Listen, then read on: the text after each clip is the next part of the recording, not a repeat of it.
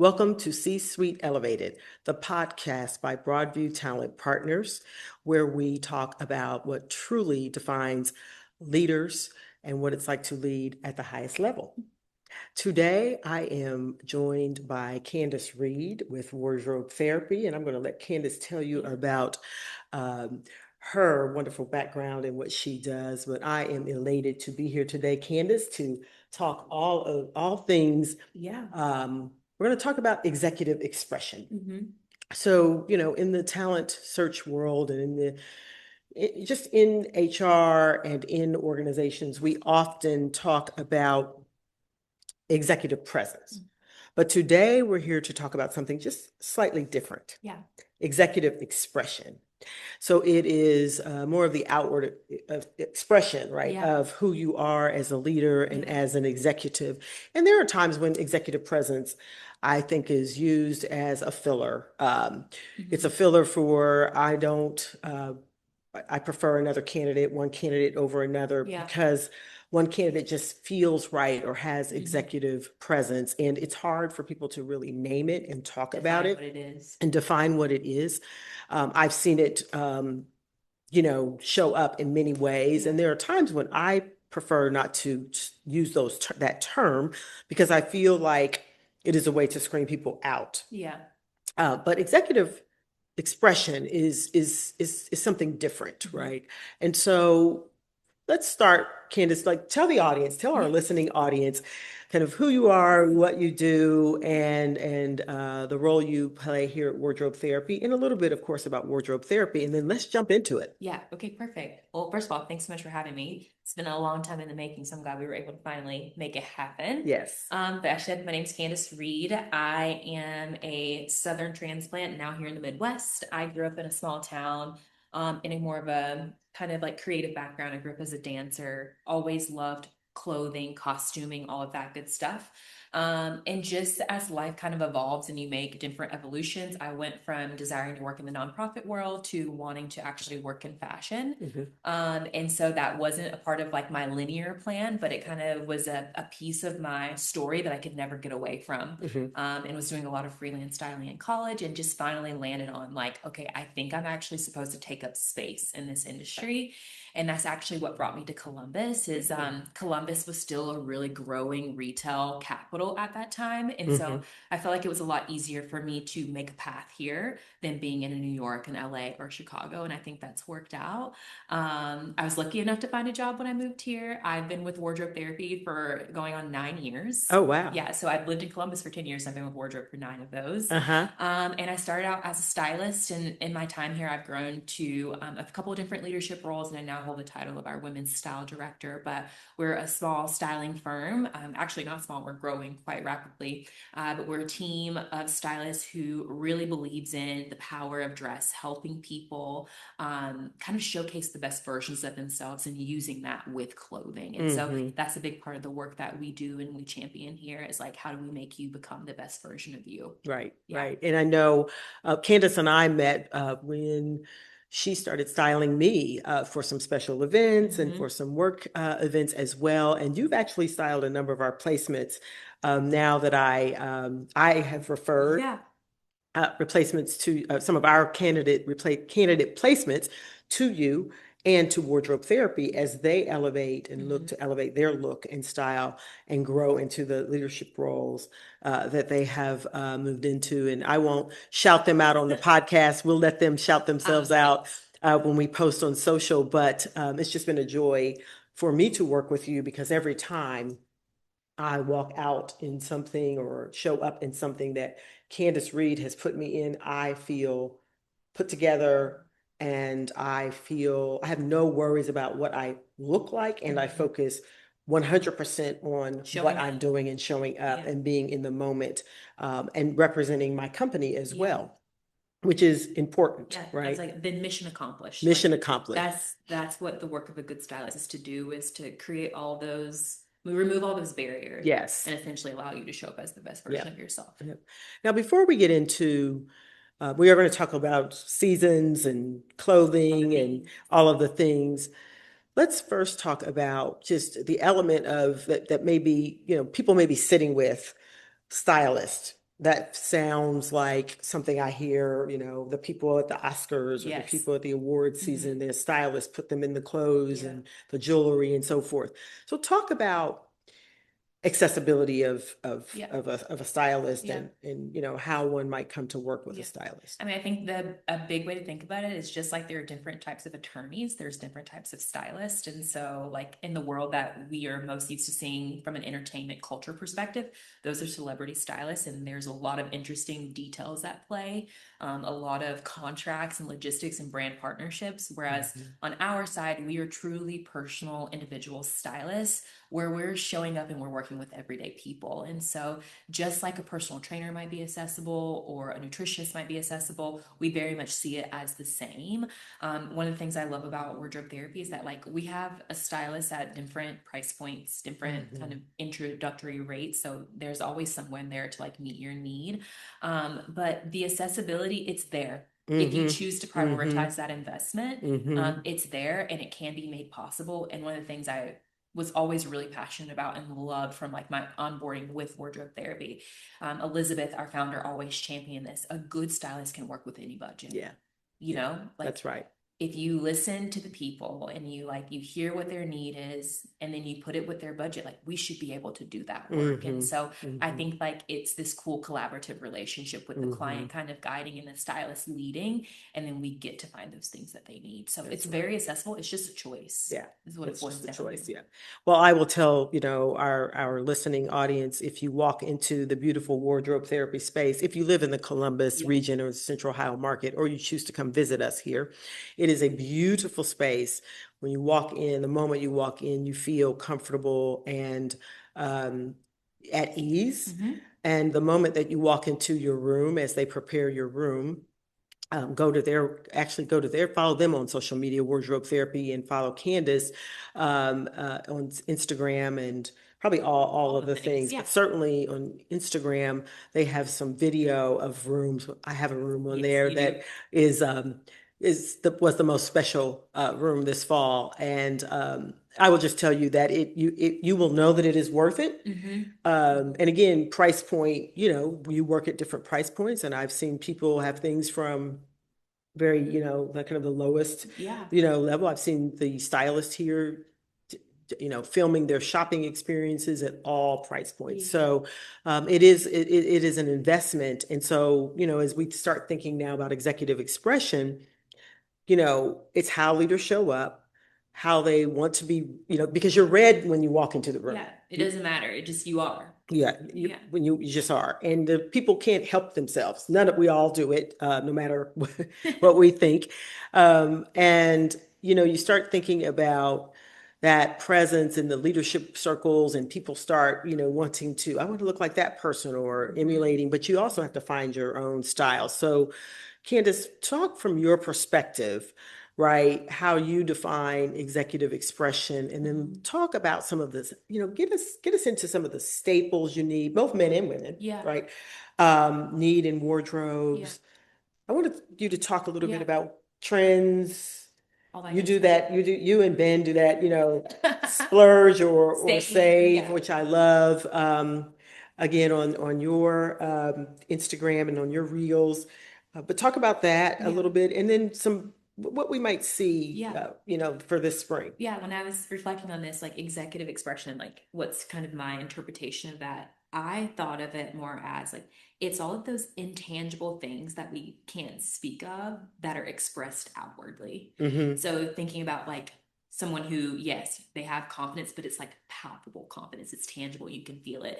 They have the ability to lead, but like you're influenced by their leadership. It's all of those things. And Mm-hmm. I think that with fashion, we can use that as a piece of the story to kind of help further tell that story of who you are as a unique individual. Mm-hmm. And so I think that executive expression, your style is a piece of that. How you show up in the world is a piece of that. And using clothing as armor to help tell that story of who you are is definitely a part of the total package, if you will. But what we like to start off typically here as a part of that kind of discovery process is like we ask lots of questions to understand who you are uniquely as an individual. Mm-hmm. And then we kind of parallel it with some, existing things. So, like, for example, like we talk a lot about business casual, business professional dress in the workplace, but that doesn't mean that your style has to be void of personality. And so, what we're after in our kind of really investigative questioning process is like, who are you uniquely as a person? Like, who is Christie Angel? Like, how does she want to show up in the world? And then we kind of take it and parallel it with some of those trends. So, like, a prime example is like this beautiful shirt that you're wearing today. We say that every executive should have a white button down, but you have this blue, beautiful version of that. That's still relevant. So, like, who are you and how are you showing up? We Mm-hmm. take those guideposts and then we kind of color outside the lines for the person as an individual. Mm-hmm. And so I think that sometimes that's a part of one of the misnomers of working with a stylist is that, like, we're changing you to be someone else. That is not at all the goal, is to make you again the best version of yourself, and like kind of coloring outside the lines where we can to show your own unique personality and style. Mm-hmm. Mm-hmm. Do you think we've gone the days of you must wear a suit to this and a dress to this and a tie for this, or have we moved beyond that, and can people really demonstrate or show who they are, especially in the executive world? Are we kind of Yeah, I think it's a little bit of, well, okay, first of all, I feel like I should say COVID gave us such an interesting spin on fashion because then we all got in a tailspin and like didn't actually know what to wear. And then everything got really casual because we were work from home. And so it's been kind of interesting to see. We went very casual culturally to now there is now a demand again for people to show up in a way like how we kind of did pre-COVID. So I would say it's a little bit of both. And I think there's certain situations where like you don't have to wear a suit, but at the same time, you're looking for people to come in a polished element with a little bit of personality. So, if anything, I think that the time of COVID and the change in retail and fashion, it's given us a little bit more margin to show personal expression, but there's still an expectation to show up in a curated, an authentically curated curated way? way. Mm-hmm. Mhm. Mm-hmm. Mm-hmm. And when you say authentically curated, unpack that for Yeah. us just a little Yeah. bit. Authentically curated is like you're showing up as you, but you've put thought, time, and intention into how you're showing up. Like you didn't just grab any black blazer, you grabbed the beautiful single button black blazer with a peak lapel and like, three buttonholes, and then you're going to roll the sleeve back. Like you're being really thoughtful Right. about what your choice is. Right. Okay, The well, leopard belt yeah, instead of the just the little black belt, detail. the scarf that you might tie Yeah. around, or Or yes, all of yeah, that. yeah. And then I even think too of like, okay, we still get a lot of conversations about wide leg pants. So like Uh-huh. traditionally in the business world, a tapered cigarette black pant is like the staple, or just a nice straight leg. Go for the voluminous black pant Mm-hmm. that works for your silhouette. Mm-hmm. So it's like, okay, I'm kind of curating a little bit, but I'm still owning who I am as a person. Mm-hmm. And I'm not becoming someone else. I'm just showing layers and dimension to who I am. Mm-hmm. Mm-hmm. I love that. I love that. And I love a wide pant, wide leg Beautiful pant. pant. Oh, I love a Yeah, wide leg pant. me too. Yes. It's It's like my I favorite. kind of don't want to ever go back, but I hope we never go Well, back. I'm never going back. I've already decided. Like I feel my best in a wide leg pant, but and also for my shape, Yes. a wide leg pant works better to balance out the hips. So I think that's one of those things where okay, you get to own it. Culture says X, Mm-hmm. but what works for your unique body type? A wide leg Mm-hmm. trouser, so let's wear the wide leg Yeah, trouser. yeah, absolutely, absolutely. I remember last summer when you came to kind of work through create some outfits for Yeah, me, and I've worn every one of them multiple times. love And it. people are, some people just look at me and say, "Candace." I mean, now they just say her words. I'm like, "Gee, thanks." I am in here, right? Yeah. But because they see the elevation, I think though Mm-hmm. of what I do with a track pant So cool. and a really nice woven, Mm-hmm. or a pair of denim shorts, but I put a silk blouse on with it and a Yeah. nice belt and did, something, unique with the shoe. Um, Talk about that process and how you help people create outfits and, Yeah. you know, the value that maybe people can get from something like that. Absolutely. And I think even you as a great example of we didn't do any heavy shopping before we did that outfitting No. session. It was like a culmination of, hey, I have pieces in the wardrobe that I'm not using. Mm-hmm. How can we bring new life and new personality to them? And so I think that's also the value of a stylist is like I see things very differently than Mm-hmm. you. And in some instances, I feel like a part of our work that we've done together, it was like it was just giving you permission to play in a way that you hadn't played before. That's Like you right. kind of wanted to, but then I entered the picture and it was like, no, like you actually have permission to do Right. this. Like it's cool. Yeah. Like you have the energy, you have the personality. So why wouldn't we go for the cool drop Right. pant with the Right. white woven and the loafer? You know, Right. why wouldn't we do that? Mm-hmm. But the process of outfitting is really like what we live by most here is like we want to create versatility in the wardrobe. And Mm-hmm. so we like to take any new pieces that the client might have, either that we've purchased or you've purchased or they've purchased. And then we come up with like 15 relevant outfit options or more, depending how much time is allotted in that appointment, Mm-hmm. just to give variety. So for you, you gave me, a couple of events, casual coffee meetings, Mm-hmm. maybe going out to a dinner. And so those were my North Stars in creating the outfitting Mm-hmm. and just make iterations of those. And then I had key pieces that I personally felt really inspired by, and Mm-hmm. I kind of used them as the foundation point. But in the outfitting process, I think if you asked any of our stylists, we could keep outfitting for days, Yes.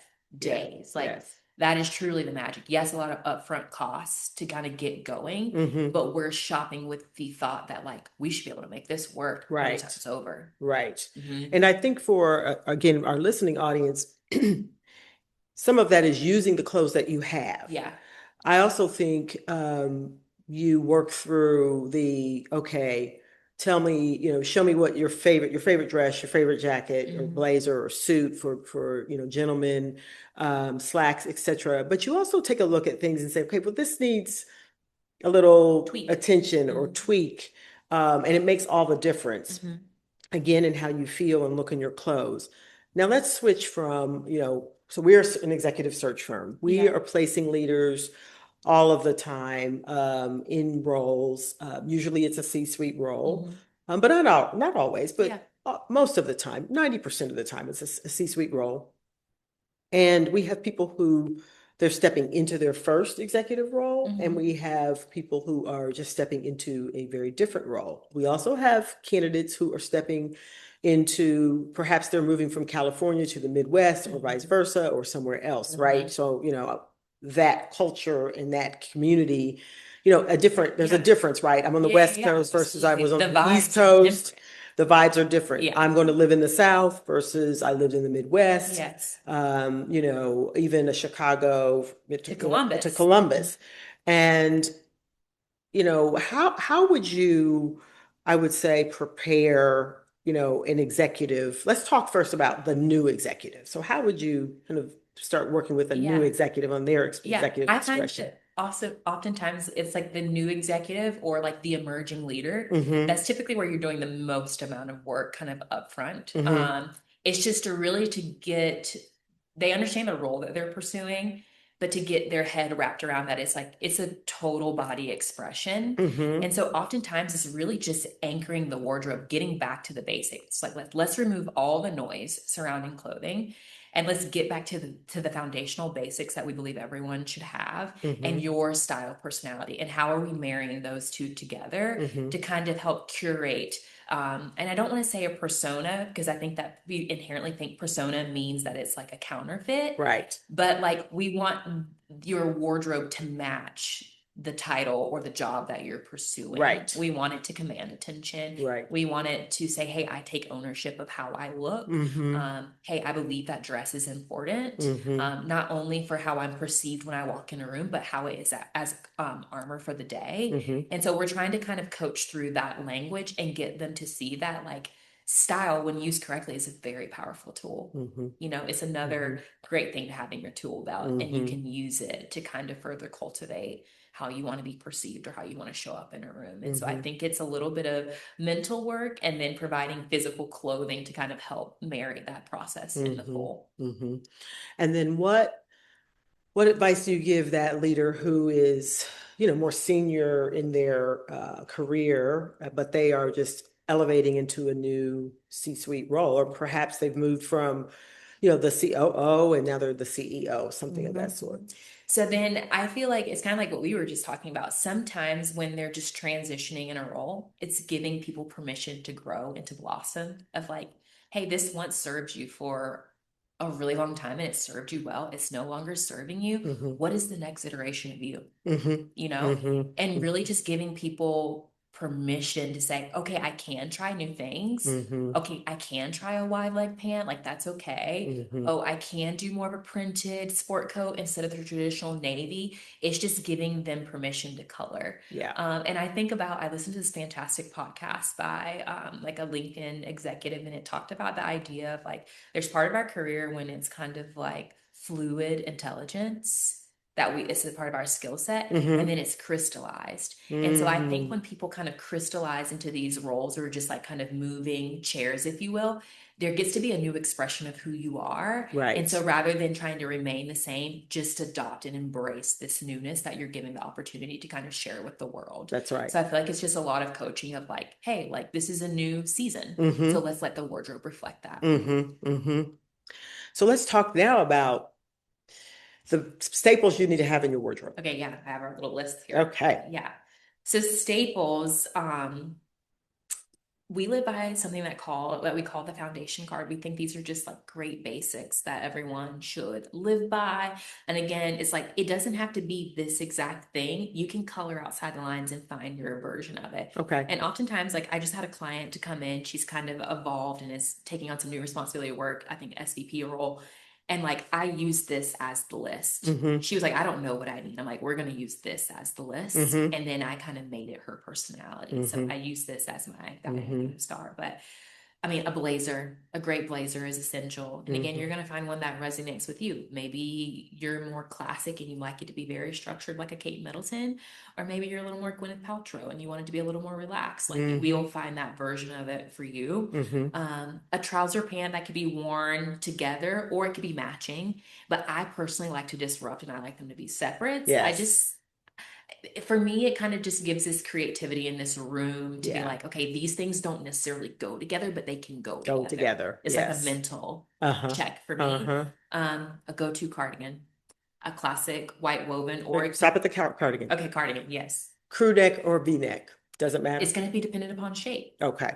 Larger bust, that's going to change. Like maybe not a crew neck. We actually need to open you up through the neckline. Same goes with length. It depends on shape and silhouette, and some of that is trend driven as well. Okay. But yeah, it just depends. Because cardigans are in now. They're big. They're big. They're really big. Yeah. And, there's short ones and long ones and V-necks and crew necks. And there's so many. There's summer weight. There's winter weight. There's so many. They're out there. I say it's just a good starting point. It's like, I like a hip length one. I think that's a great place to start. And then you're going to go shorter or longer, kind of pinning again what your shape and your silhouette dictates to. A basic tee, I'm kind of wearing that today. That can just go a myriad of ways. And I should also say, like, it doesn't need to be like a cotton t-shirt. It could be like an elevated slub, blended, modal, something chic. Fabrication does matter here. Yes. Candace has a whole list of white tees that she prefers and lives by and likes and that last. So yeah, I can send you guys the list. Yes. Yeah. Tried and true, tested. Go-to jeans, preferably for thinking that this is more of a professional conversation. We're going to go darker. Yes. Not so light. And probably more of a boot cut or a straight leg. Not what I have on today, but yes. Yeah, a little bit darker. Yeah. A black dress is essential. A top coat that's relevant for the season. So, I mean, I honestly have a top coat for every season. Yeah. Fall, summer. Yeah.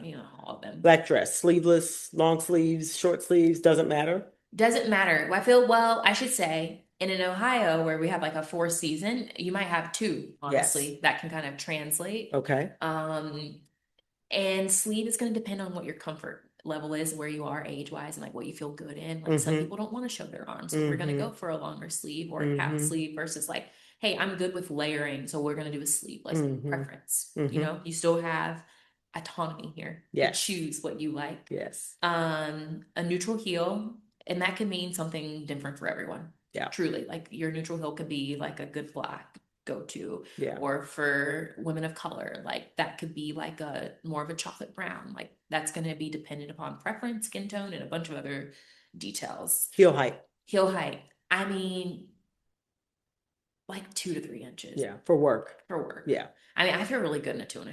Yes. And I feel like that's kind of what we're doing. Three is like high. Yes. 4 is way too high.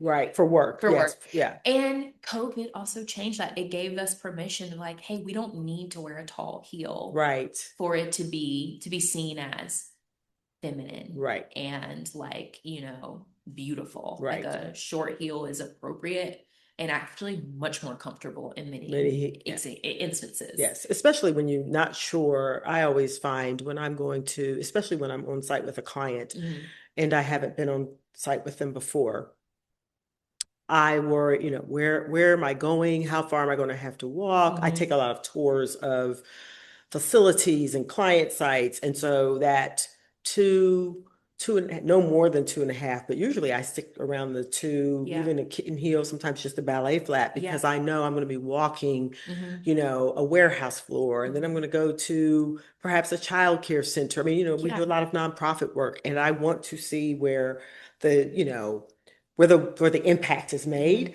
And so as I go and visit, I'm also like, I want to be mindful that I still represent the firm, the candidates that I'm going to be bringing forward, and I have that executive look. So it may be, a nice trouser, a nice blouse, belt, maybe a cardigan, maybe a blazer, but very comfortable shoe wise, because the worst thing that could ever happen is you're kind of hobbled walking around with, your client, and you can't focus. I can't hear people when my feet hurt. Like I just literally can, all I can think of is, when can I sit down? Yes. And going back to like awareness and confidence, a good executive leader is going to be aware, like things are not ideal. You have to be practical about your wardrobe choices. That's right. And so it's like, okay, it's actually like the perception is not good for me to be hobbling around because I can't stand up in these 4-inch heels.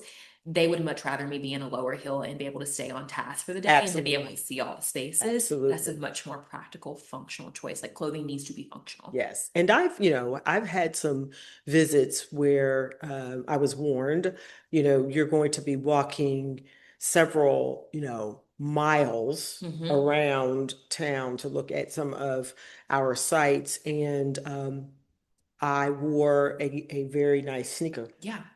So practical. And all of the board members who, were working with me, they were in sneakers as well. Yeah.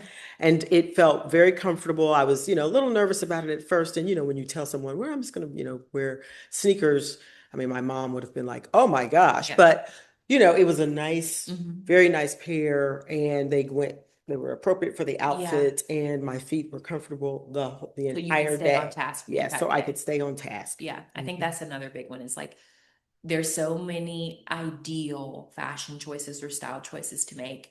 You really have to zone in and say, okay, what is actually practical for me in the environment that I'm in? And yes. How are my clothing choices going to empower me to do the job at my best? Yes. And as I do that work, I typically do that before my candidates do that, take those tours so that I can talk with them. Yes. And then prepare them. Like, hey, be aware. Be aware. This is your interview, day one of your interview experience, but be prepared. You're going to have to walk a significant amount of time, or we're going to be outside on different terrains. It is appropriate to wear, a nice flat if you're comfortable wearing, if you have a nice, stylish sneaker. Then you can do that. You can always change into another pair of shoes later. Usually that we have tour day, you might have dinner, evening, and then the next day is the full-on interview. So, they're traveling in most of the time, and I want them to be prepared. So I go through that experience so I can talk with them about it. I love that. Males and females. Yeah, 100%. Relativity is everything. Everything. Speaking of which, a casual loafer. Yes. Or a casual flat, because like some of us don't feel great in a loafer, some of us feel better in a ballet flat. It could also be a sneaker. So like that's another beautiful thing that time has given us. Like sneakers are acceptable in some work environments and they make really polished options. We also suggest a large scarf, just to be able to wrap for the evening. I mean, and think of a weight that like you can kind of use all year round. Yes. And then lastly, a day in an evening bag. And again, that's going to match your persona and your personal style, where you get to still show a little bit of personality. So that's what we live by for our women. Okay. Yeah. So for our gentlemen, we like a 2-button wool suit in gray or navy. I think that's just like classic. He also needs a white woven, a good one, but you could do other iterations. You could do a blue, you could do something with a small geo pattern. Like it just kind of, again, depends on your work environment and what the culture is there. A sport coat, which is going to be different than the suit jacket. I feel like that's another big indicator of like where someone is on their corporate journey. Yes. It's like, okay, this would have been more appropriate for a sport coat and not a suit jacket. Right. And so again, that's kind of like we're green. Right. We need some time to like elevate and curate and really invest. Yes. And we're moving away from just the 2-button blue blazer. Yeah. Navy blazer. We're seeing so many iterations. Yes. Yeah. So like some expressive permission to wear a shade of blue that really resonates with you, or a shade of gray. A flat front pant in a darker light neutral. Just again, it's going to create a lot of versatility in the wardrobe. Same for our gentlemen, a go-to denim, something typically straight, again, dark is what we love. V-neck or crew neck sweater to utilize for layering to kind of create some variance with that cool sport coat that you have. Yes. Basic knit. And again, fabrication matters here. And like, we will say this until the cows go home. Like, fabrication is everything that communicates the difference in it being casual from being like elevated and dressy. Yes. A small variety of ties. We are seeing a resurgence of ties. It's just that finishing piece, that detail, like where you put thought into it. You want to make sure that the width is like relative to what's happening culturally. Like, we're not seeing those huge, thick ties anymore. And even if it feels too young to go like super skinny, do a medium. Like, you can find that. It's just going to take a little bit of sweat equity. Yeah. But it's worth it. Yeah. Pocket square, no pocket square. I mean, that's style persona dependent. Our men's style director, Ben, loves a pocket square. My husband loves a pocket square. He doesn't do a tie though. Like, he likes that little bit of personality. I like that. He wants to be read as casual and approachable. He doesn't always feel that way in a tie, but he'll do a pocket square for a little bit of personality.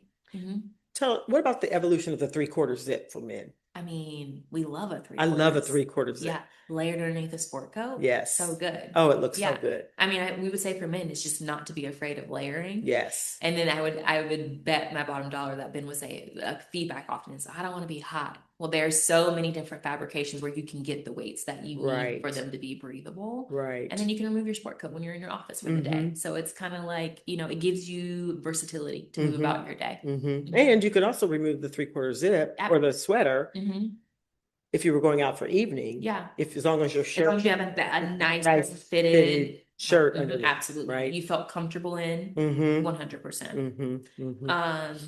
A black and brown belt. A black and brown dress shoe, and we want to be sure that those browns are complementary, pretty close to matching, or very complementary. Like, it can't be like a chocolate brown belt with a cognac shoe. Like, with men, we need a little more continuity. I see. Just for that, you don't want it to be crazy off. Yes. So just bear that in mind. They don't need to be identical twins, but they need to be twins. Okay. Just like what we say, like with women, like eyebrows. Right. They don't have to be perfect. Right. They need to complement each other. So chocolate brown. I didn't think about that. So think like a chocolate suede brown. We don't want to have like a weird cognac. Yes. Shoe.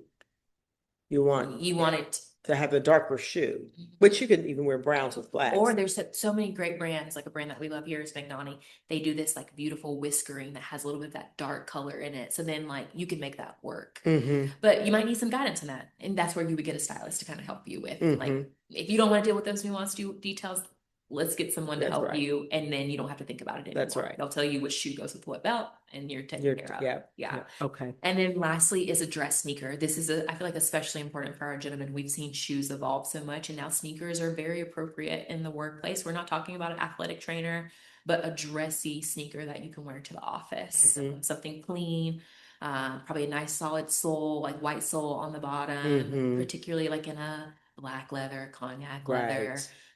They make so many different iterations, but you can find a dressy workplace sneaker that is appropriate and acceptable for the environment, pending the culture. If it's more business casual or professional dress, you kind of need to be aware of that, but there's something for everyone. Yes. My business partner, Tracy McMillan, I know he will be watching this feverishly. He's been teasing me about this session, but he loves a good dress sneaker and has some amazing blue Oh, suede. yes. Those are hard to find. Those are hard to find. Yes. Yeah. And every time he wears those, I'm like, oh my gosh, I love those shoes. Yeah. Yeah. Okay, I love that. Yeah. And my husband is, he's got the black, he's got the cognac. He's even got a really nice pair of white ones that he can pull off in the They're summer great for spring, with summer. some nice linen. Looks really good. When he has a lighter Yeah. linen kind of outfit on or something. And that just made me think back to the note that was said, like, again, it's thoughtful curation. Right. You're still being you, Yes. expressive, but you've thoughtfully curated in a way where, like, okay, this is appropriate for this. That's right. Okay, this works for this. That's like, right. You have the ability to curate at a level where you don't have to go out and panic shop. Right. And I would say that's the feedback that we get the most. It's like, well, I didn't have the right thing, so I went out and bought all these things, and I actually don't like any of them. Which is why we lean towards like, okay, let's just buy it now, so it's in the wardrobe. You may not need it for 3 months. That's right. But when that event pops up on the calendar, you have the great sneakers that you need, and like we're ready to go. We don't have to try to find it. We already have it. Now let's turn our attention to the interview day and preparing for the interview. I've seen all kinds of things, so we won't go through that, but talk about share what you think. How does someone bring their executive expression into the interview without the way they look becoming part of the interview, so that it's so, you don't want to be so loud or, overdressed or overdone that it competes with the words, what you're saying, the content of the interview. And I always think of that. And I'm constantly thinking about how do I, when occasions have popped up where I wish I had given the candidate more detail and feedback. But I'm also a bit nervous about it. I think at times I'm pretty confident in saying, this is the culture you're walking into. This is, the way that the team typically, shows up, although they could change, but typically our interview days, because they can be over a couple of days. As I mentioned, a tour, it could be a board dinner, it could be a team dinner or lunch. And then that second day, typically the candidate is in presentation mode, right? We want our client to see these candidates in action. You're presenting to a board or to a team or some combination thereof. And you may have 4 or 5 hours worth of interviews that day. So it's a long day. With a myriad of people, I would say. That's right. Yeah. That's right. So I always like to say that, like, especially on these interview processes that are like over several days, is like, well, I want to give the people a breath of who I am. And I want the clothing to reflect that. And so I know one of the first things we'd ask is like, okay, is there a guidebook for like the interview? Like what's happening on day 1, day 2, day 3? But I would say for the formal interview, I think it's best to just lean on business professional. And then maybe if the culture is a little more casual, you take one element. So there's a level of relativity in the room. But for the most part, you're presenting the best version of yourself. So let's say, for example, it's more of a creative working environment. That is more business casual Monday through Friday, but I'm in this series of interviews, and then, this is where I'm really selling myself. I think I probably would still do like a great pencil skirt or a great trouser, a great fitted blazer. Maybe if the culture isn't overly dressy, maybe I'll pause on the silk blouse. Maybe I'll do another iteration of a blouse that's a little bit softer and more approachable, but I'm making sure every T is crossed and every I is dotted. That's right. I have the belt, I have the earrings. Like I've really finished, and I'm like, okay, I feel and look my best. Yes. And so even if the environment is a little more casual, I think you still take it 3 notches up to showcase the best version of yourself. And then I think over time, if you were to join that company, you earn the right to be more casual. Yes. So I think bring your A game. Yes. And really use business professional as the North Star. And then you might switch a little bit of that for relativity based on the environment of the company. But like we're talking like 1 tweak, 1 degree less. Yes. Yeah. Not 3 degrees less. You have to earn the right for that. That's right. That's right. But we're going to start with like, I'm going to remove 1 element just so I don't feel so formal. Right. If that's not the culture. Right. I just finished a search for a cultural arts organization. Mhm. And, the final interviews and in-person interviews were, so the candidates had a day in the cultural arts, in the organization with where there were clients or program participants and the staff. And, a lot of walking. And, I did give the instruction that, a sneaker, being a little more casual, but not as if you are going to be down on the floor, Yeah. painting, Yeah. but certainly, be comfortable. And then the final interviews were actually inside of a law firm, Wow. but it was a cultural arts organization. And I was so proud of the candidates, all who did what you just described. They certainly showed up as the best version of themselves, but they also just, an element that had a little bit more flair Mhm. because it is a cultural arts organization. So a little bit more flair. It might have shown up. Maybe it's a little bit of jewelry, not Right. Not anything overly done, crazy. but Yeah. or a nice pocket square or the Mhm. color blue, Mhm. some things like that. And it felt very appropriate. And we were still inside of a law firm, so it was this juxtaposition of this Role. this Yeah. role inside of one of the oldest law firms in Columbus, Ohio, and you felt like in that law firm you feel like you need to be pretty buttoned up. Right. Right.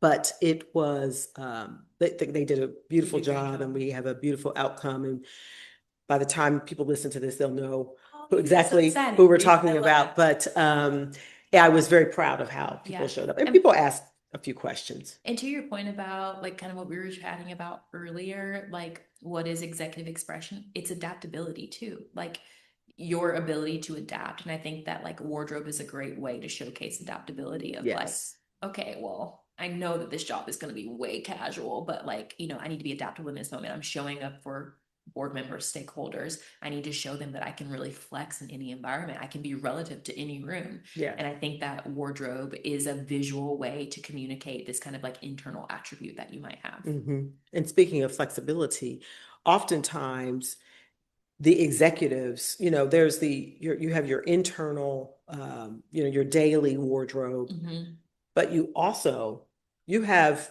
evening presentations, events, those kinds of things. And I found when I was leading an organization, I needed clothing for like all of those occasions. When it was our big, annual event, I always was searching for something that was new and fresh, and I wanted it to be new. Probably didn't have it. Yeah. Probably didn't have to be new, but I did, and Yeah. we were very specific about a color that we wore. So, I wore, many people will know the color orange for, quite a while. Yeah. And I don't think I have any in my wardrobe right now. And it's back, by the way. But nevertheless, it was very important to show up elevated on, the days of our special events, or if I was speaking and so forth. And I remember really struggling with that and thinking about like, oh my gosh, is this going to look right in front of the camera? I'm standing on the stage, or people are going to be, down below looking up. Where am I sitting on a panel presentation? I can't tell you how many times I got stuck on a very high stool, and I'm a very short person. Yeah. And then I have a dress on. Yeah. And that is And you're uncomfortable the whole time. Uncomfortable the whole time. Yeah. Right. And so I learned, and my communications team learned to ask what kind of, how, the stage kind of, can we see the schematic of the room? How, far are the steps from the table?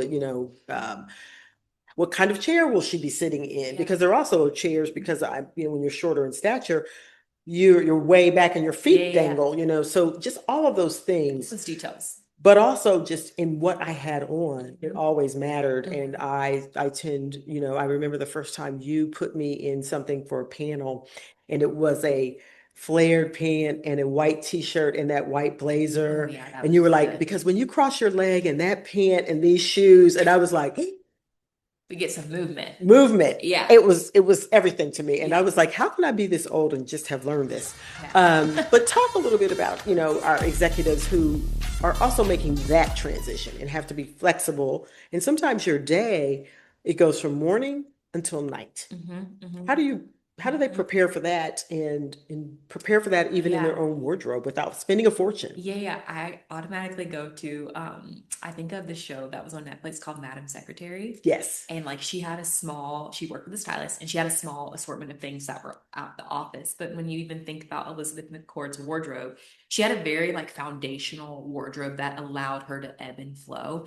And so I think like if we want to be cost effective, is that we really need to think about anchoring the wardrobe with a ton of just evergreen basics. And I know sometimes that can feel void of personality, but when we're in these roles that require us so much of us, we need to have that adaptability for the season, for the time that we're in the role. And so I Mm-hmm. think, you know, really investing in the great black pencil skirt that you can just change your top and like you add a cool cow neck top and like that's going to take you to an evening dinner with board members, Mm-hmm. versus like, okay, I just have the silk shirt and it feels a little boring. Like you just learn how to create versatility and uniqueness with the foundational pieces. Mm-hmm. But I do think that it's very smart when you have these like high public facing roles within a company. Is like it is really smart to also invest just a small amount of money or whatever that might be. And small amount of money is different to everyone Mm-hmm. based on your taste level and like what you like. But it's like, okay, I'm gonna invest $3,000 into my occasion wardrobe. Mm-hmm.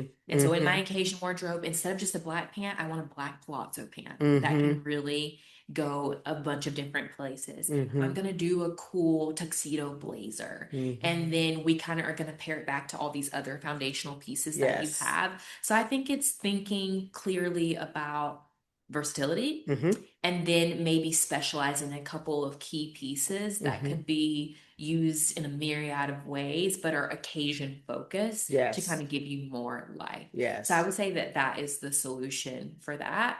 And then also too, I think when you're kind of a bit more public facing, the neutrality helps because then like you're not wearing the orange dress Right. again. Right. No one's comparing, oh, she wore that black tuxedo blazer Right. to that. It's just a black Right. It's tuxedo just a black blazer, and she's tuxedo. getting every penny's Penny worth out of worth that out of black, it. That's that right. blazer. That's right. So I think being neutral does help in that way. But Mm-hmm. we can find ways to show your personality. Like prime example, I just had a client go to an event.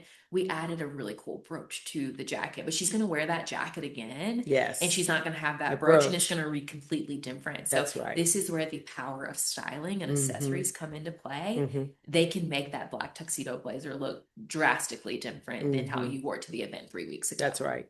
And I would say in that wardrobe, I would say when, especially our C-suite leaders, you get invited. So you start thinking about they have the roles, especially these nonprofit executives, Mm-hmm.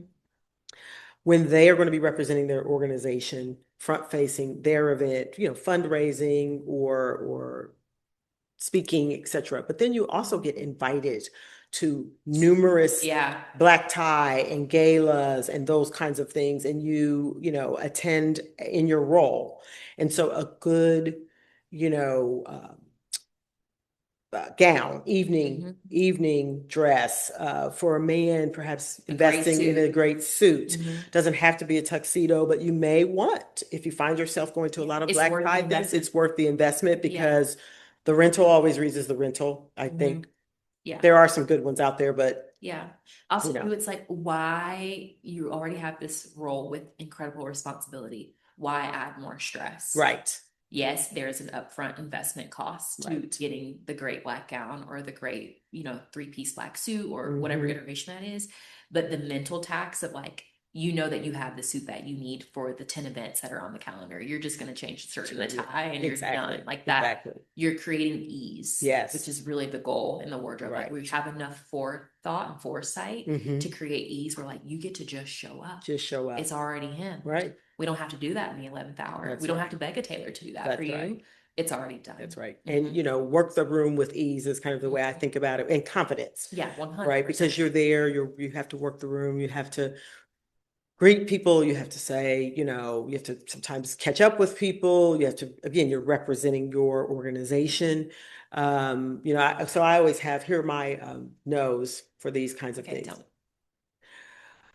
No dresses or tops that are overly revealing. Agreed. Um, no strapless that is uncomfortable. Strapless. Mm-hmm. Sometimes they can look great, but they can be incredibly Because you're uncomfortable fidgeting. because you're fidgeting. There's a lot of Mm-hmm. pulling and there's a lot of straightening and there's a lot of, what have you, and they loosen. Yeah, yeah. It seems like as the evening goes on. So typically I always say maybe you go for your work Yeah. evening, you go for something that allows you to remain confident. Maybe it Yeah. has, sleeves Mm-hmm. or short sleeves or Mm-hmm. something that, it's not falling down and you're not fidgeting. Yeah. Um, what else? Expertly tailored. I think every time you buy 100%. something black tie, Yeah. evening attire, it needs attention. Yeah. And I feel like that is the biggest, sometimes like point of contention is like people are like, I don't want to pay for it tailored. Well, unfortunately, that is not reality. That is not reality. Yeah, I mean, when clothing is made, it is made to fit a general body type or a general size. Mm-hmm. Most everything that we touch is being tailored. And Mm-hmm. that's what is also changing the look from like an emerging leader Yes. to like a refined executive who is now transitioning from COO to CEO. Like Right. they're aware of those details. And so Right. it's like, it's worth it to pay the $25, to get the tailoring. That's 5 coffees, That's right. That's right. So I'd like to always put it in those terms. Yeah. Okay, well, do you just want to keep buying the same thing over and over again? Over Or do we again. just make the additional sacrifice of expense and Mm-hmm. just get it done? It's Mm-hmm. done. Mm-hmm. My other things, go-tos, a nice slip skirt, Oh yeah. long maxi slip skirt Yeah. I mean, can do that could wonders with be, that. You can wear a cardigan, you can wear a nice cowl, you can wear a silk blouse, jewelry changes yeah. it, We could have a a lot Carolyn with it. Bessette moment. She has this there's image of her in a black long skirt, Skirt, white woven, yes, tucked in, yes, collar pop, absolutely. chic, Chic, and those are separate pieces. yes, So I think, yeah, that's a great workhorse to have. You yeah. can do anything with that. And you can throw the tuxedo jacket over it if you need to, Chic, yeah, right? great clutch. Yeah. So Yeah. great clutch. And then my last one is always shoes that are not, again, sky high or, Mm-hmm. I mean, there's a moment for the platform Mm-hmm. But it's sky rare. high, It's but increasingly rare. rare. Yeah. Yeah. And when it's work Mm-hmm. event, again, it's, comfortable because you're going to be working in a room. You're not going Yeah. to be sitting. You Yeah. don't want to be sitting Yeah. down the entire time. Correct. You want to be comfortable. Yeah. It's funny. I remember I got a pair of very coveted shoes that I've been dreaming of, Uh-huh. and I think they're 4 inches. I'd never wear them because they're so uncomfortable. And I told my husband, I was like, in hindsight, if I ever ask for that again, like I really mean I want a 2 to 3 inch heel, Mm-hmm. probably really 2.5, where like I can run some miles in them and Yeah. like I can see everyone that I need to see versus like these are just sit down and be pretty boots. Right. That's like actually not practical. No. Yeah. Yeah. So Not anymore. no, not anymore. Yeah. Great for the long lines and the leg, Yes. but like not functional. That's right. Yeah. Well, so we're getting close to the end of our time, but let's talk about trends Yeah. and the season that we're in. We're in spring. Yeah, we're in spring. So So what should our executives be yeah. thinking about Mm-hmm. to express Themselves. themselves? Well, I think the first thing to say is one of the things that, again, what I love, I say so many things that I love about wardrobe therapy, but it's truly unique to be like in a firm setting as a stylist. And so that we get to really join together and support one another and like support the things that we believe in for our clients. And the first thing to remember is that you're shaping your silhouette comes first. Trend is really the secondary element that we use to kind of help bring the total package together. But at our core, we believe that your shape and silhouette sets precedence for everything that you can and should wear. Mm-hmm. And so trend becomes secondary to that, which means that not every trend is going to be for you. That's right. And I think so many people need to hear that because they need permission to like dress for their body type versus dressing how culture just says that we should or what's the new fad. That's not always appropriate. So I think that's something very important to bear in mind. But we just finished up our trend report, which is something that we use as a reference. We do a deep dive into all the runway shows here in the States and in Europe. And we really try to nail down the meat and potatoes of what we think is relevant to our demographic and what we will actually have access to. And so we're kind of doing kind of big picture for this season because there was a big shakeup in all the fashion houses this past year. And so we're seeing like a lot of creativity and imagination come back because all the creative directors have shifted houses. And so we're seeing their version of the brands. Ah, So that's always really fascinating. So oftentimes, like you'll see that like it's a little bit of a lull in fashion. Like fashion has felt very much the same for the last couple of years it during has. COVID, Hmm. and I think so much of that has been because like we needed to reset economics within retail. Like we Yes. had a lot of upside down crazy numbers because like we were producing more than people were buying. And so that made people kind of level set. Hmm. So I say all that to say I'm like getting nerdy, but like there's been a lot of just like it feels the same. And I think this spring is finally gonna feel different, which is really exciting. So I have our new trend report because I can't remember them all at the top of my head. You're Um, wearing one of the trends, I think, aren't yes, you? layered, Yellow. yellow and layered. So Yes. two trends. Yes. Okay, so for our women, we are seeing utility, which utility always comes back in kind It of does. iterations, but we're seeing it through sheer fabrications, jackets. It's like a paying homage to the field jacket trend that was really popular for a while, Right. but it's back and it's different. And that's always the thing about trends. While they're secular, they come back and they're different. And Hmm. so utility is different. So we're seeing it in a lot of cool ways. So I'm excited for that. Layering, which is what I'm kind of demonstrating here. Like we've been doing the layered sweater thing for a minute, but like it's like a big styling idea and here to stay. Hmm. But we're not just seeing it in like a sweater atop of shoulders, we're seeing it in lengths. So like a long woven with more of a crop jacket. Hmm. We're seeing it with like longer jacket skirts. And so just layering in general is a big idea. And that's how we're getting that minimalist detail maximized Hmm. essentially, which I think would Hmm. be relevant for the workplace. It's Hmm. like, okay, I'm going to add more layering to my look. That is a great way to be relative in that way. Okay.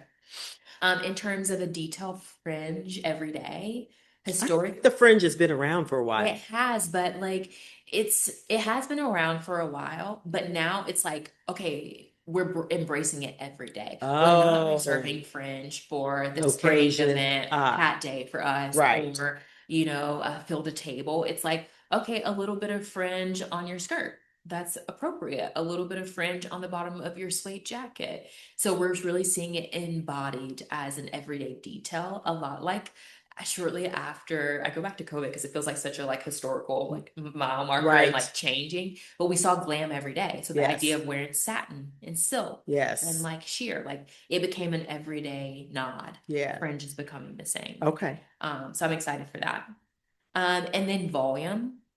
More is more is more. Again, Hmm. that's going to be relative to your shape and your silhouette, your stature, Hmm. your height. Hmm. We have to bear those things in mind. But like Volume, top, bottom, either, wherever. Really? wherever, Oh. so like again, pick your poison based on what works for your shape and your Hmm. silhouette. So Hmm. I like a little bit more volume up top. So like I'm Yes. gonna play with that. That feels Right. really good to me. For some who are, maybe more full in the chest or full in the middle, they're not gonna feel good in that. Right. So we have to find their iteration of that, or maybe that's not for them at all. Hmm. And Hmm. that's totally okay. Scarves, and not just scarves like as a scarf, but like the scarf like detailing in clothing, Yes. a scarfy kind of looking blouse. Right. Again, we want to be aware of our environment. That may Right. not be appropriate everywhere, Hmm. but the power of a scarf, like it's back in a big way. Hmm. And then colors, we're seeing a lot of experimental colors. So for a while there, we were really just stuck in Neutral. neutrals, and Yes. neutrals are still here to stay and to Yes. play, but we want to see some dimension. So bright yellow, chartreuse green, military greens, pink is a big one, the blue, like cobalt blue, Hmm. which I didn't think I was here for that, but I'm very much here for it. I kind Yeah. of love it. Yeah. Like I I already didn't love think I was here for that, and I didn't think I was here for pink, but in the right in the right shade. shade, Hmm. It could I think be, I can you can get on work it board. into, yes, Yeah. get on board, or maybe it's in a print or pattern Yeah. as opposed to just solid. Hmm. Um, and yeah, the cobalt blue, I was a little like, oh, I'm not, in the 90s is when I started working, Right. as a, young professional, and I had a cobalt blue. I will never forget this blazer that I got from Casual Corner. Yes, that's how Cute. old I am. And it was just a blazer because I was buying it was supposed to be separates, Hmm. and the bottom, the pants were not Right. available. So I bought the blazer, like deep, deep discount. but I realized that I could wear it with brown pants. I mean, not brown, black pants, So many white things. pants.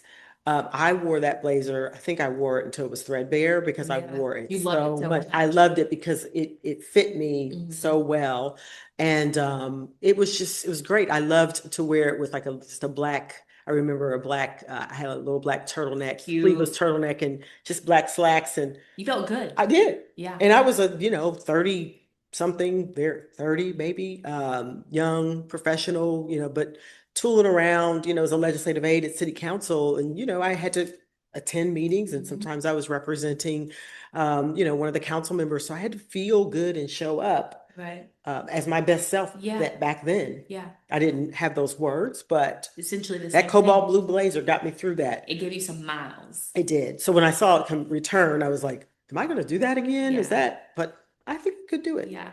And I love like I am very much my personal style. It's like I love neutrals. So Like do I. I feel so I'm like, okay, actually it's fine for me to like splurge a little on this like cobalt blue Cobalt blue. purse. Like Yes. that's not something I would normally carry every day, but it's gonna add some dimension and a point of relativity for now. Yes. But I'm gonna buy it in a style and iteration that feels authentic to me. And so even when it's not in style, I'm probably still gonna carry it. And so I Yes. think that's really the goal with color. It's like, okay, how do you show a little bit of now, but also thinking of like, okay, I would still even wear this even if it wasn't culturally in style because I like how I feel in it and Mm-hmm. that it kind of goes with my style Mm-hmm. persona. How do we feel about linen in the workplace? Yeah, that's touchy. Linen is such a delicate fabric. And I think that's my biggest thing is like, I think if you're going to wear linen, it needs to be a thick linen. It can't be something cheap. And I hate to say that, but you need a quality linen fabric so it's durable for the day. Mm-hmm. Specifically for our female clients. Mm-hmm. Now with men, I think a linen sport coat in certain contexts and example or situations is relevant and is appropriate, Mm-hmm. especially as we move into like warmer climates. Mm-hmm. But I would say in general, you want to make sure if you're doing it, pending the Mm-hmm. culture, that it still feels relative to the environment. Like it doesn't need to feel like summer. Like Mm-hmm. we're gonna pair it with a structured blouse and like we're gonna have the shoe on. Like we're gonna do all the things. Mm-hmm. It's that if you're choosing that one degree that can read casual, you really have to step it up to make sure all the Mm-hmm. other elements feel finished Mm-hmm. and it's not reading like summertime al fresco outdoor party. Right. Mm-hmm. Right. And so much Um, of our linen can be see-through. Those yeah, thin, maybe not as, yeah. You have the to be careful. fabrication, I mean, right? even with your silks, like Yes. depending on quality of fabrication, like it can be very see-through. So like my hack for that is I personally like to line. If it's a pant that I want to wear to work and it's just a little thin, Mm-hmm. I say we line it. Mm-hmm. I think Mm-hmm. it's just safe. There's no question of if it's appropriate or not. Mm-hmm. Like, let's just go ahead and line Line the it. pant. Mm-hmm. And some of our great tailors here in Columbus will do that for us. So I Mm-hmm. think that that is a great way of like, okay, it's actually, I'm going to be fine if I wear it to the Yeah. office. I would say um, no linen for the interview. Correct. I think because it shows up as, linen is supposed to be worn wrinkled and in its state. A little more lived in. And yes, and it doesn't, it reads kind of, I didn't really care, I didn't dare to iron, etc. So no linen for the interview, and you kind of earn your way into the linen in the Maybe. workplace. Yeah. Yeah. I do think like even with and now that I think about that, like I just found a really great like it's like a crinkly, it doesn't look like linen, but the blend is linen.